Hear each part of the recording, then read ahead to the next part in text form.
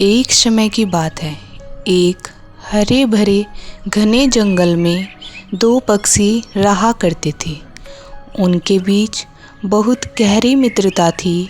वे दोनों पूरा दिन एक दूसरे से बात करते, एक दूसरे के साथ खेलते और कभी-कभी एक दूसरे के पीछे दौड़ा करते थे। दोनों बहुत अच्छे दोस्त थे। एक दिन कबूतर अपना घर बनाने की खोज में तिनके एकत्रित करने के लिए निकला और रास्ते में उसे बहुत ही ज़्यादा बारिश का सामना करना पड़ा, जिसे देखकर उसने एक गुफा में रुकने का निर्णय लिया। लेकिन उसके बाहर हाथी राजा पड़े थे। हाथी ने ये सब देखा तो वह बहुत गुस्सा हुआ। उसने कबूतर को कहा कि तुम्हारी हिम्मत कैसे हुई मेरी नींद खराब करने की? क्या तुम नहीं जानते मैं इस जंगल का राजा हूँ और अगर मुझे गुस्सा आया तो मैं तुम्हें सुबह।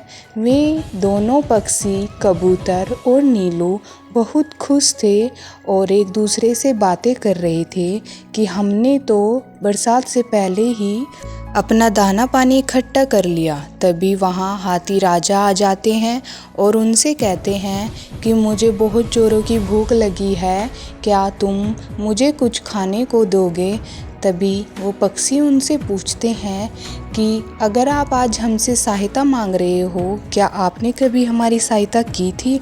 हाथी राजा इस बात से बहुत ज़्यादा शर्मिंदा होते हैं और उनसे कहते हैं कि मुझे माफ़ कर दो और आगे से मैं इस बात का ध्यान रखूँगा कि मुझे भी तुम्हारी सहायता करनी चाहिए थी।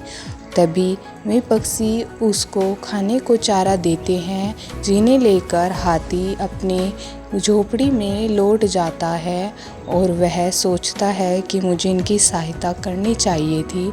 और वे पक्षी